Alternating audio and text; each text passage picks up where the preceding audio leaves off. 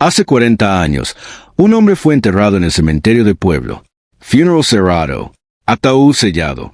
Nadie volvió a hablar del caso, hasta que la tumba fue reabierta. Y debajo del ataúd original, había otro, con el mismo nombre, y esta vez, el cuerpo estaba intacto. Hace 40 años, el pueblo entero asistió al funeral de Tomás Valverde. Era un hombre respetado, aunque reservado. Nadie sabía demasiado sobre su pasado, pero todos lo conocían lo suficiente como para confiar en él. Murió oficialmente por un paro cardíaco a los 52 años. El médico firmó el certificado. La familia lloró. El ataúd fue cerrado. La tierra cayó sobre la madera con ese sonido seco que nunca se olvida. Pero hubo algo extraño aquella tarde. El cielo estaba completamente despejado, excepto justo encima del cementerio. Una nube gris permanecía inmóvil, como si observara. Algunos dijeron que fue coincidencia. Otros dijeron que fue señal. La tumba número 47 quedó sellada bajo una lápida sencilla. Tomás Valverde, 1931 to 1983. Descansa en paz. Durante años nadie volvió a hablar del tema. Su esposa se mudó meses después. No tuvieron hijos. No hubo herederos disputando bienes. Solo silencio. Y el silencio, en los pueblos pequeños, siempre es sospechoso. Lo que nadie sabía era que la noche después del entierro, el vigilante del cementerio escuchó algo. Un golpe, luego otro, como si alguien llamara desde debajo de la tierra. Pero el vigilante bebía demasiado. Nadie le creyó cuando contó que la tierra sobre la tumba parecía ligeramente removida al amanecer. Con el tiempo, el cementerio cambió. Nuevas tumbas, nuevos nombres, nuevas tragedias. La tumba de Tomás quedó olvidada en una esquina cubierta por musgo y raíces. Hasta este año, cuando el municipio decidió reorganizar el cementerio antiguo para construir un memorial histórico, comenzaron las exhumaciones oficiales. Procedimiento rutinario. Documentación. Registro. Nada fuera de lo normal. Hasta que abrieron la tumba 47. La excavadora retiró la primera capa de tierra. Luego la segunda. A 1,5 metros apareció el ataúd original, deteriorado pero intacto. Los trabajadores hicieron una pausa. Algo no estaba bien. El ataúd no estaba en la posición exacta que indicaban los registros. Estaba ligeramente inclinado, como si algo debajo lo empujara. Lo levantaron con cuidado, y entonces lo vieron. Debajo había otro ataúd, más profundo, más antiguo en apariencia, pero perfectamente alineado. El silencio se hizo absoluto. Uno de los trabajadores pensó que se trataba de un error administrativo. Tal vez la tumba había sido reutilizada antes de 1983, pero al limpiar la segunda tapa, encontraron una placa metálica, púrida, sin oxidación, con el mismo nombre grabado, Tomás Valverde, 1931 to 1983. El misma fecha de nacimiento, misma fecha de muerte. El supervisor sintió un frío recorrerle la espalda. Eso era imposible, porque solo había un Tomás Valverde registrado en todo el pueblo, y solo hubo un funeral. El ataúd superior fue abierto primero. Dentro había restos óseos deteriorados, tal como se esperaba después de 40 años. Ropa reconocible, anillo matrimonial, todo coincidía con el expediente original. Nada extraño, hasta que bajaron al segundo. El ataúd inferior estaba sellado herméticamente, como si hubiera sido enterrado ayer. No figuraba en ningún documento municipal. No había permiso. No había acta. Cuando rompieron el sello, el aire salió con un leve suspiro. Y dentro había un cuerpo, intacto, como si el tiempo no hubiera pasado. El rostro era idéntico al de las fotografías antiguas de Tomás. La misma cicatriz bajo el ojo izquierdo. La misma expresión severa. Pero lo más perturbador, no había señales de descomposición. No había químicos visibles de preservación. No había explicación. Uno de los trabajadores salió corriendo del cementerio. Otro vomitó. El supervisor llamó inmediatamente a la policía. Horas después, el pueblo entero sabía lo ocurrido. La tumba que guardaba un solo secreto, ahora guardaba dos. Y ambos tenían el mismo nombre. Esa noche, el cementerio fue sellado. La noticia no salió oficialmente a la prensa, pero en los bares ya se hablaba del hombre que fue enterrado 2 veces. Algunos ancianos comenzaron a recordar detalles que antes parecían insignificantes. El funeral cerrado, el ataúd que nadie vio abierto, la nube inmóvil, los golpes bajo la tierra, y una pregunta comenzó a repetirse en voz baja. ¿A quién enterraron realmente hace 40 años? Porque si el cuerpo intacto estaba abajo, entonces, ¿quién ocupó el ataúd superior? Y más importante aún, ¿quién decidió enterrarlos a ambos? La policía ordenó análisis forenses inmediatos.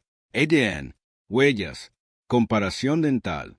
Pero antes de que llegaran los resultados, ocurrió algo más. La lápida original se partió en dos durante la noche, sin viento, sin tormenta, solo una grieta perfecta atravesando el nombre, como si alguien, o algo, no quisiera que la verdad saliera a la superficie. Y esto apenas era el comienzo. Hace 40 se expandió por el pueblo como entero asistió al funeral de Tomás Valverde, pero las autoridades intentaron mantener todo bajo control. Al menos nadie sabía demasiado sobre su pasado. El segundo ataúd fue trasladado de inmediato al depósito como forense bajo estricta vigilancia. Murió oficialmente mientras la tumba permanecía acordonada como si fuera la escena de un crimen reciente y no un entierro de hace 40 años. El ataúd nadie podía explicar cómo la tierra cayó sobre la madera con ese sonido seco que nunca se olvida. Sin testigos, pero hubo algo extraño aquella tarde. Y mucho menos como el cielo estaba parecía conservarse con una perfección excepto justo encima del cementerio. Como si hubiera sido enterrado. Una nube gris permanecía inmóvil. El forense principal, el doctor algunos dijeron que llevaba décadas trabajando con otros dijeron que estaba acostumbrado a la tumba número 47 a los tejidos colapsados por una lápida sencilla, al olor inevitable de la muerte antigua. Pero cuando retiró con cuidado la tapa del segundo ataúd y observó el rostro intacto de Tomás Valverde, durante años nadie sintió algo que jamás había sentido. Su esposa se mudó meses después. La piel estaba pálida pero firme. No los párpados cerrados con naturalidad, los labios ligeramente entreabiertos como si el hombre hubiera exhalado hacía apenas minutos. Siempre es sospechoso. No había señales. Lo que nadie sabía era que la noche después del entierro, y cortes el vigilante que indicaran preservación artificial. Un golpe, era, científicamente, como si alguien llamara desde debajo de la tierra. La policía revisaba archivos municipales antiguos. Nadie le creyó cuando contó que la tierra sobre la tumba parecía ligeramente removida al amanecer. Cualquier indicio de identidad falsa. No encontraron nada. Nuevas solo tumbas, un certificado de nuevos nombres, una sola firma médica, una sola ceremonia registrada en la iglesia, una esquina cubierta por musgo y raíces, hasta este año.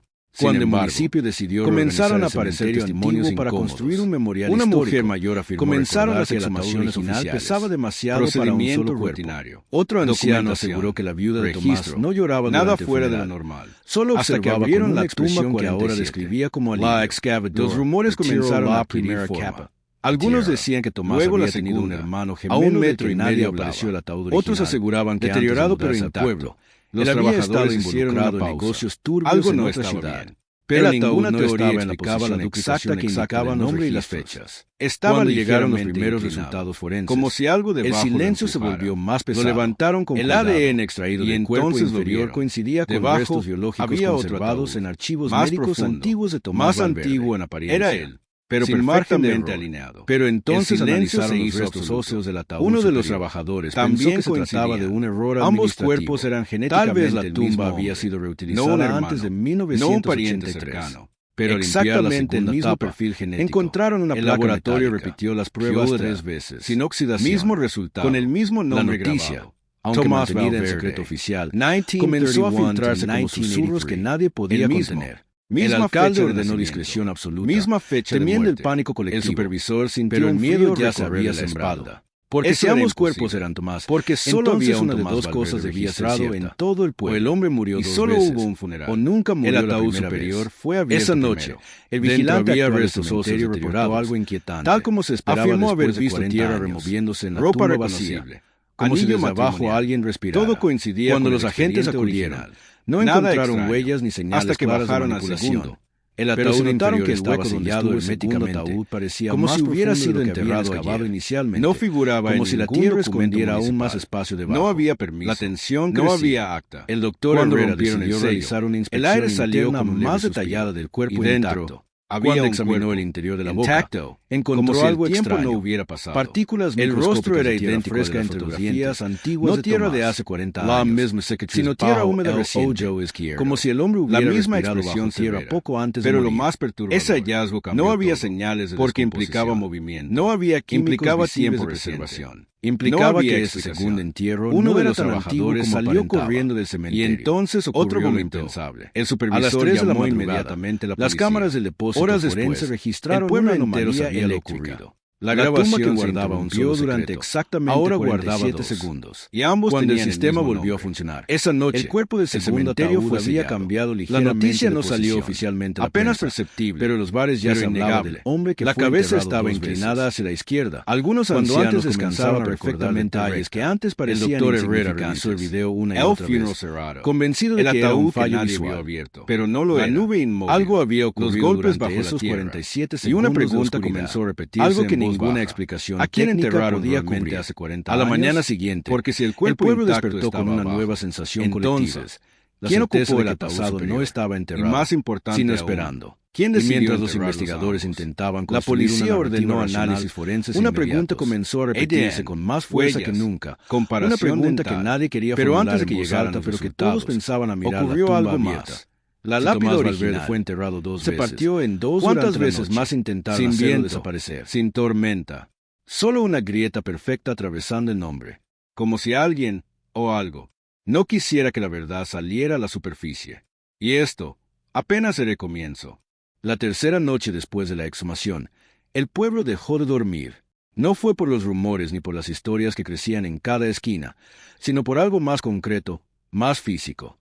A las 2:17 de la madrugada, varias casas cercanas al cementerio reportaron cortes eléctricos simultáneos. Las luces parpadearon, los relojes digitales se reiniciaron, los perros comenzaron a ladrar en una sincronía inquietante. Y en medio de esa oscuridad breve, alguien caminaba por la carretera vieja que conduce directamente a la entrada de Camposanto. La primera persona que lo vio fue Clara Mendoza, que regresaba de cuidar a su madre enferma. Su auto redujo la velocidad cuando distinguió una silueta masculina avanzando descalza sobre el asfalto húmedo. Pensó que se trataba de un borracho o de algún indigente perdido, hasta que los faros iluminaron su rostro. Clara frenó bruscamente.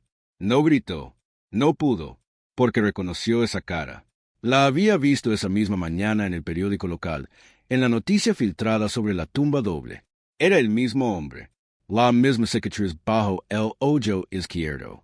La misma expresión severa, pero ahora los ojos estaban abiertos, y miraban directamente hacia ella. Clara aceleró sin mirar atrás. Cuando llegó a su casa, llamó a la policía entre lágrimas, incapaz de formular una explicación coherente. La patrulla que recorrió la carretera no encontró a nadie, sin huellas, sin señales, solo tierra húmeda en pequeños fragmentos dispersos sobre el pavimento, como si alguien hubiera caminado recién salido de una tumba. A la mañana siguiente, el doctor Herrera recibió otra sorpresa. El cuerpo del depósito ya no estaba frío. No estaba caliente, pero tampoco conservaba la rigidez habitual. La piel parecía más flexible. Y lo más perturbador, los párpados mostraban una leve tensión muscular, como si en cualquier momento pudieran abrirse. El personal comenzó a negarse a entrar solo en la sala. La sensación era clara. Ese cuerpo no pertenecía al pasado. Esa misma tarde, una nueva pieza encajó en el rompecabezas. Revisando archivos judiciales olvidados, un joven investigador encontró un expediente sellado de 1983, clasificado como confidencial. El documento hablaba de una investigación nunca concluida relacionada con Tomás Valverde, no por fraude ni por violencia, sino por identidad. Según el informe, existían sospechas de que Tomás había asumido la identidad de otra persona décadas antes de su muerte. El archivo mencionaba un incendio ocurrido en otra ciudad en 1958, donde un hombre llamado Rafael Mena murió oficialmente sin que su cuerpo pudiera ser identificado por completo. A partir de ese año, Rafael desapareció de los registros, y Tomás Valverde aparecía en el pueblo con documentos nuevos, historial limpio y sin pasado verificable. La teoría era perturbadora. ¿Y si Tomás no era realmente Tomás? ¿Y si el hombre enterrado hace 40 años era alguien que robó una vida?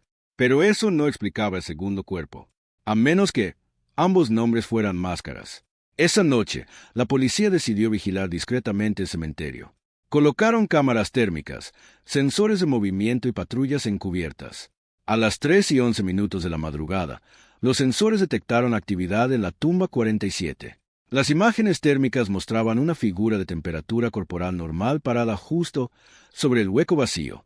La silueta permaneció inmóvil durante casi un minuto. Luego levantó lentamente el rostro hacia la cámara.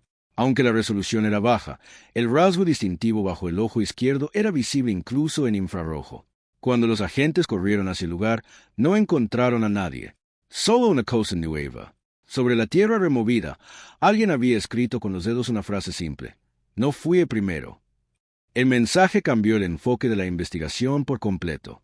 Si ese hombre, sea quien fuera, había regresado, no lo hizo para asustar, lo hizo para comunicar.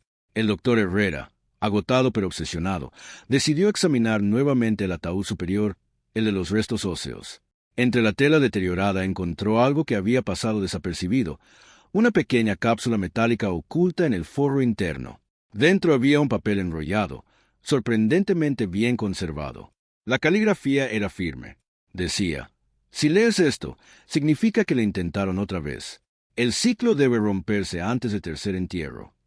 Nadie en la sala habló durante varios segundos, porque eso implicaba que no se trataba de un error, ni de un accidente, ni de un fenómeno imposible. Era un patrón, algo repetido, algo planeado. Y entonces comprendieron que la pregunta no era por qué fue enterrado 2 veces. La pregunta real era: ¿quién se asegura de que siempre vuelva a la tierra? Esa madrugada, mientras el pueblo intentaba convencerse de que todo tenía una explicación racional, una figura observaba desde la colina más alta.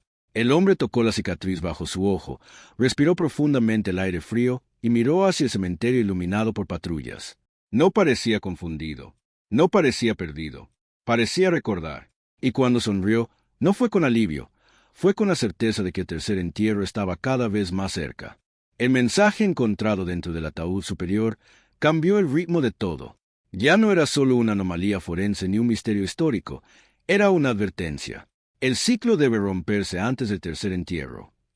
La frase comenzó a repetirse en la mente del doctor Herrera como un eco que no encontraba descanso. Porque si hubo un segundo entierro oculto bajo el primero, entonces alguien había planeado cuidadosamente cada paso. Y si existía un tercero en preparación, el tiempo ya no estaba de su lado. La policía decidió ampliar la investigación más allá del pueblo.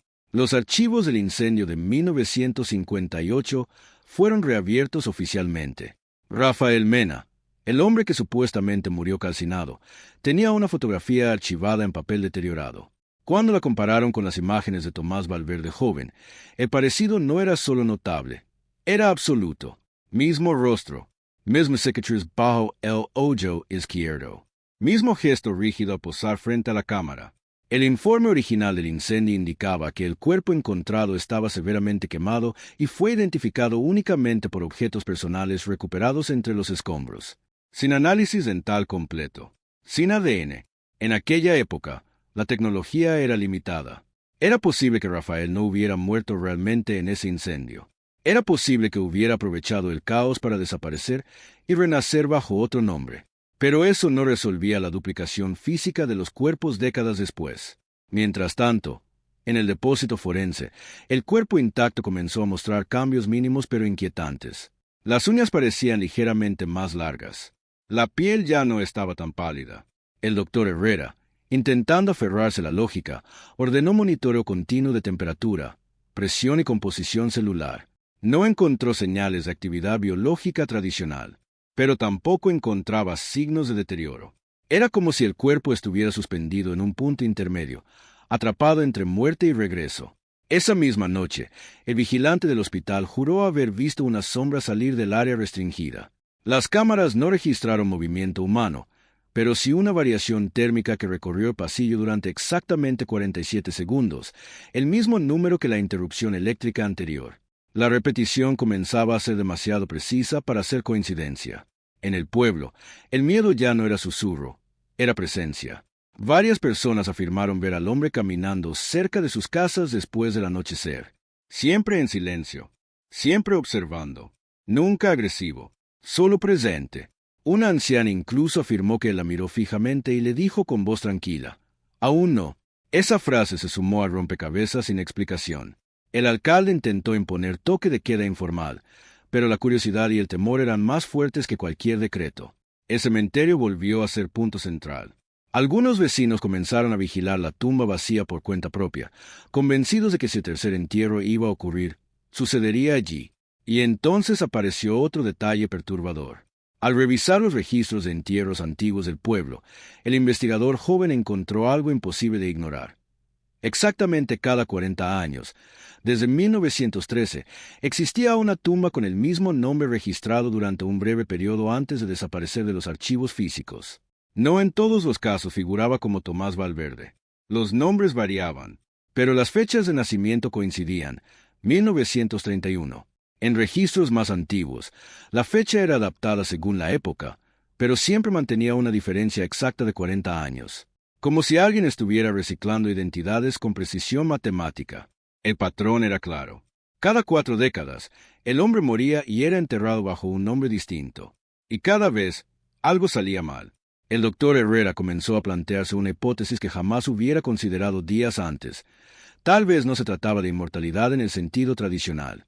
Tal vez era transferencia, reemplazo, sustitución de cuerpo por cuerpo, identidad por identidad. Como si el hombre no desafiara la muerte, sino que negociara con ella. Pero entonces surgió la pregunta más oscura de todas. ¿Quién era enterrado realmente cada vez? Porque si el cuerpo intacto representaba la continuidad, el cuerpo descompuesto podría ser la víctima del intercambio, un sacrificio necesario para reiniciar el ciclo. Esa madrugada, los sensores del cementerio volvieron a activarse. Esta vez no fue una figura externa.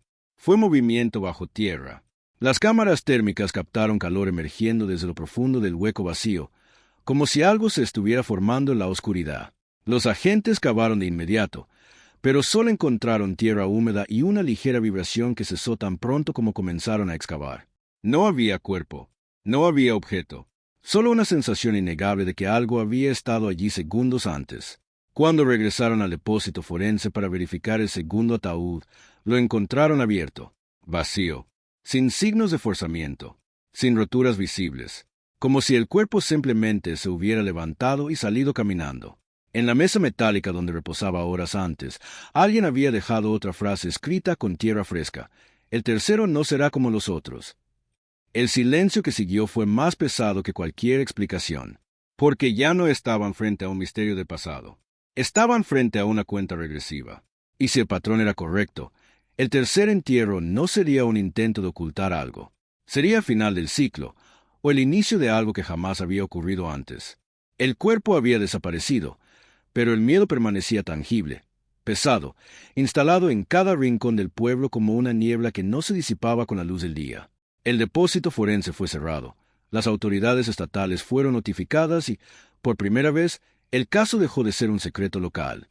Sin embargo, antes de que agentes externos tomaran el control total, el joven investigador, Daniel Ríos, decidió revisar un último lugar, el archivo parroquial antiguo que permanecía sellado bajo la iglesia desde hacía décadas. Si el patrón de 40 años era real, si los nombres habían cambiado a lo largo del tiempo, entonces la iglesia debía haber sido testigo silencioso de cada ciclo. Con la ayuda forzada del alcalde, lograron abrir la puerta oxidada del sótano parroquial.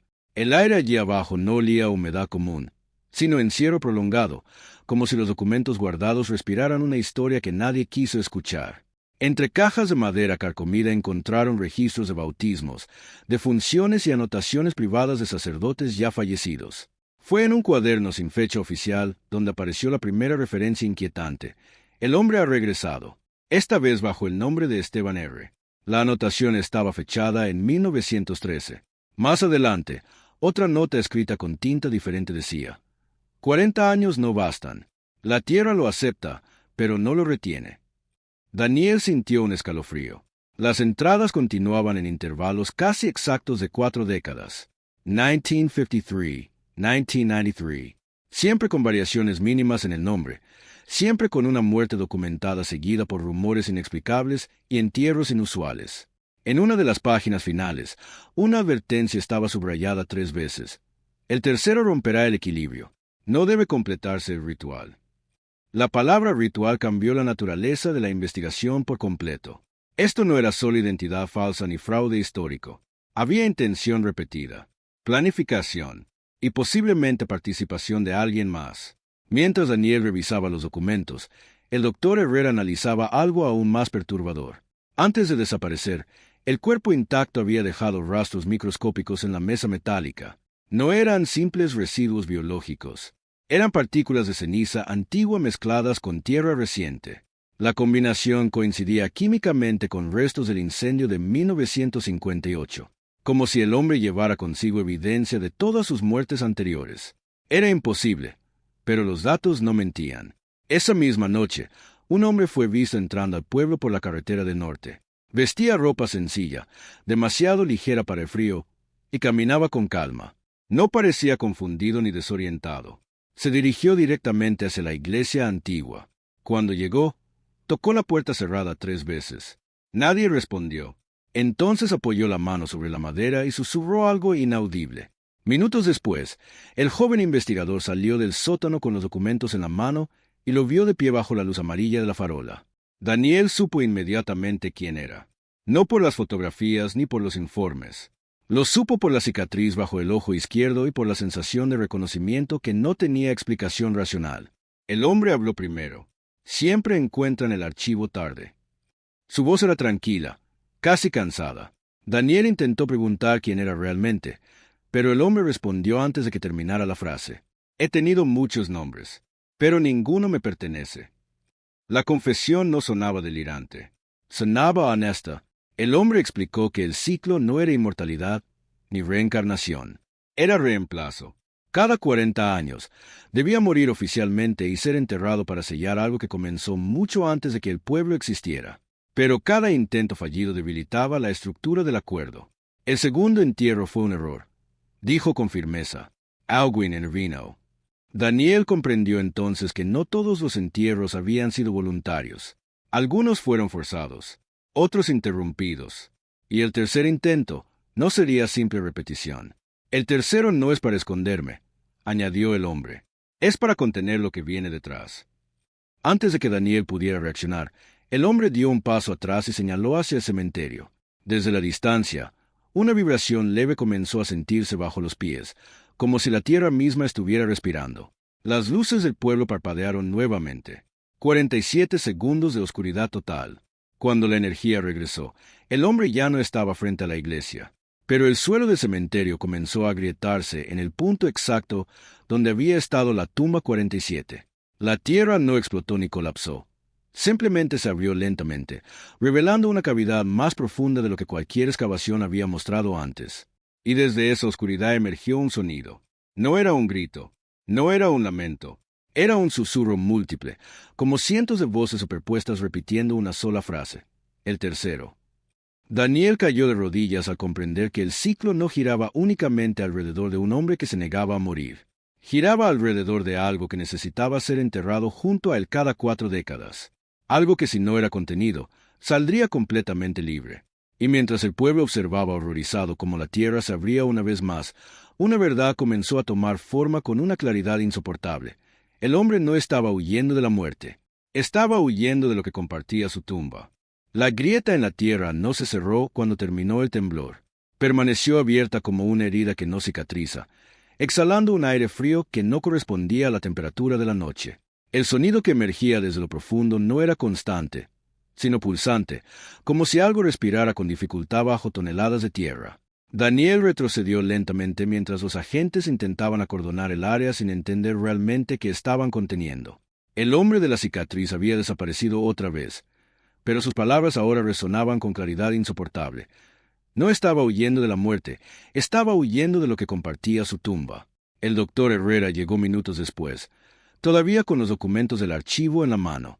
Cuando observó la cavidad abierta, comprendió que ninguna teoría científica sería suficiente para explicar lo que estaba ocurriendo. La profundidad superaba cualquier excavación previa. Era como si bajo la tumba 47 existiera una estructura antigua, una cámara olvidada que no figuraba en planos ni registros históricos. Decidieron descender con equipo de seguridad. Lo que encontraron abajo no era un túnel natural, ni una simple cavidad erosionada por el tiempo. Era una cámara circular revestida de piedra ennegrecida, marcada por símbolos apenas visibles bajo la tierra acumulada. En el centro, una losa rectangular mostraba marcas de arrastre repetido, como si algo hubiera sido colocado y retirado allí una y otra vez durante generaciones. Daniel reconoció los símbolos del cuaderno parroquial. Eran variaciones del mismo sello dibujado junto a cada anotación de los ciclos de 40 años. No era un entierro común. Era un sello, un cierre, un acto de contención. Y entonces lo escucharon con mayor claridad. No provenía de las paredes ni del techo. Provenía de debajo de la losa central. Un murmullo colectivo, una vibración que parecía intentar formar palabras humanas sin lograrlo del todo. Herrera comprendió algo esencial en ese instante. El hombre no era el origen, era el guardián involuntario. Cada 40 años, su muerte activaba el sello, renovaba la contención de aquello que estaba debajo. Pero alguien había alterado el orden en el último ciclo.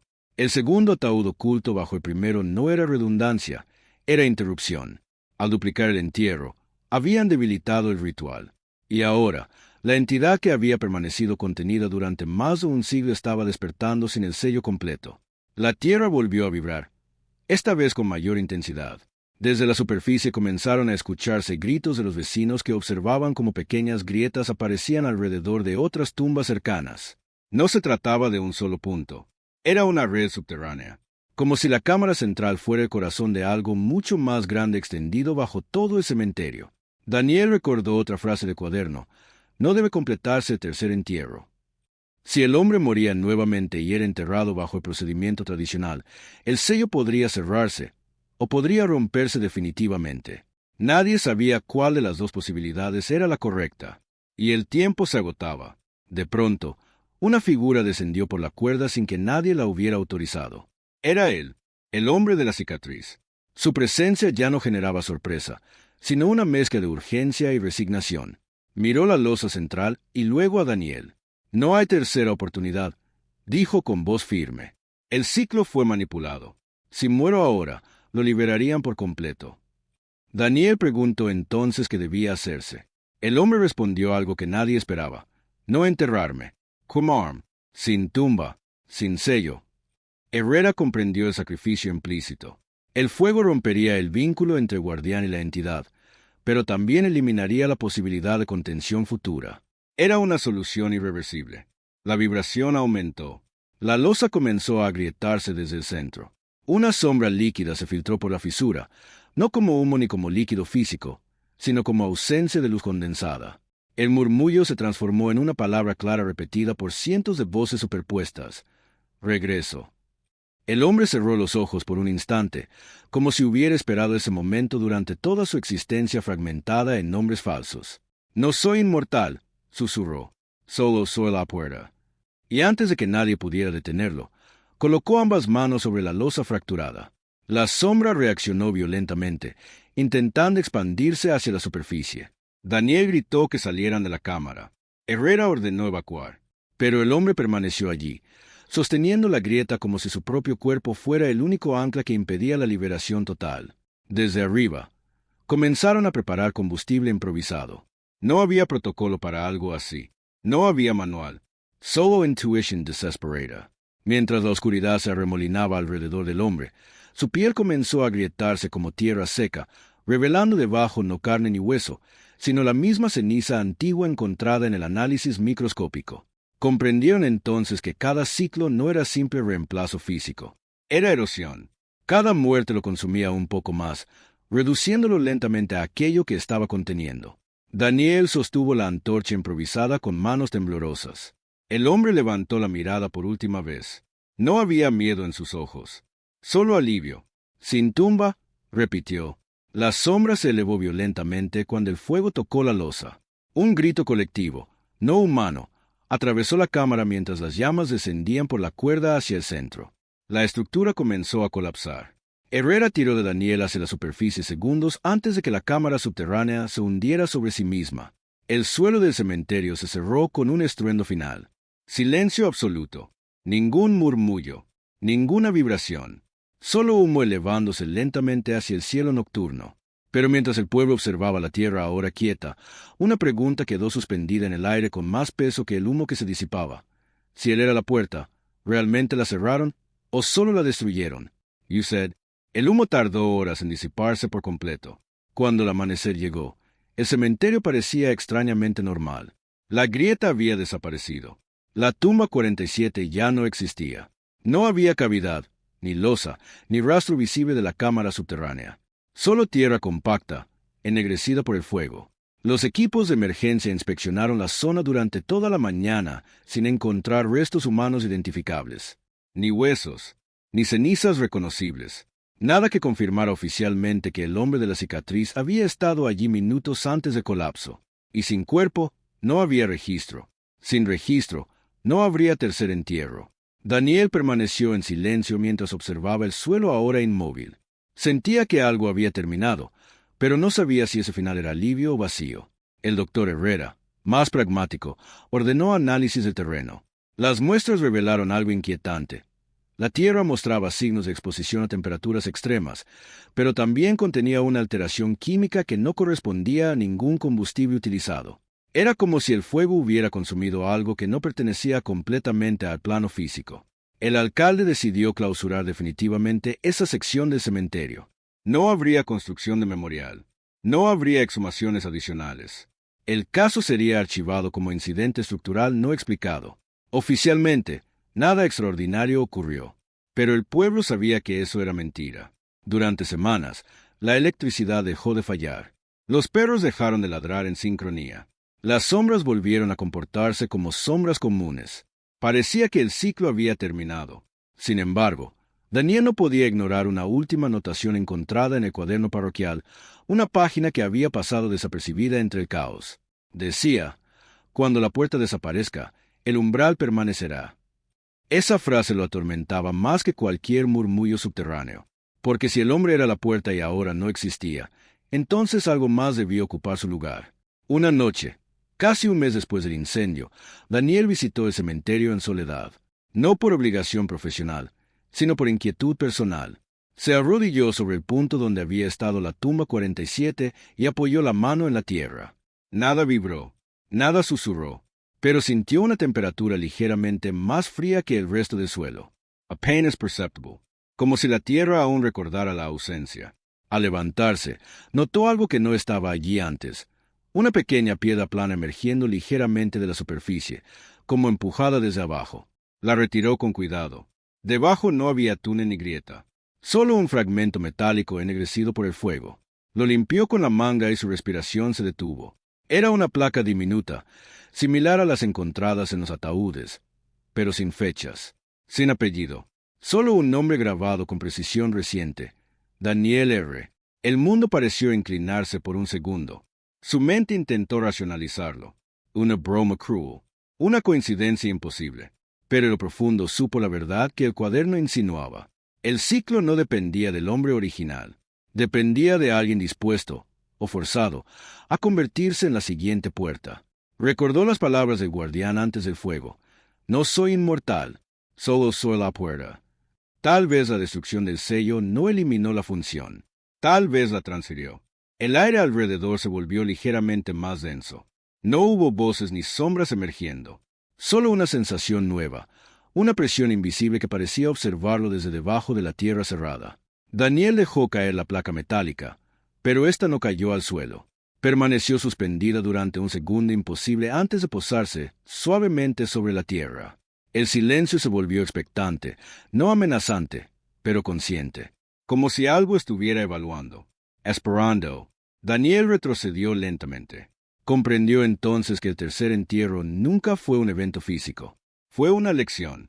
Si aceptaba el nombre grabado, si permitía que el miedo o el deber lo arrastraran a repetir el ritual, el ciclo continuaría bajo una nueva identidad. Pero si se negaba, la contención dependería de algo incierto, algo sin estructura ni guardián definido.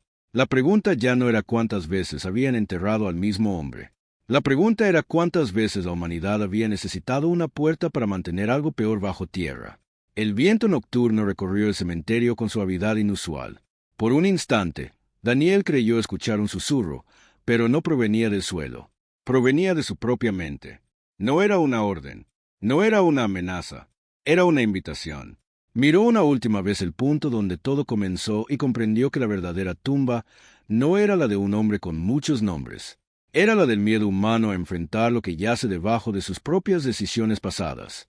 Dio media vuelta y caminó hacia la salida del cementerio sin recoger la placa. Detrás de él, la tierra permaneció quieta, pero muy lentamente, casi imperceptible. La pequeña placa metálica comenzó a hundirse sola en el suelo hasta desaparecer por completo. No hubo temblor, no hubo grieta, solo silencio. Y en algún lugar profundo, Más allá de la tierra compacta y la piedra sellada, algo aguardaba sin prisa, porque las puertas pueden destruirse, los sellos pueden romperse, pero los umbrales siempre esperan a que alguien decida cruzarlos.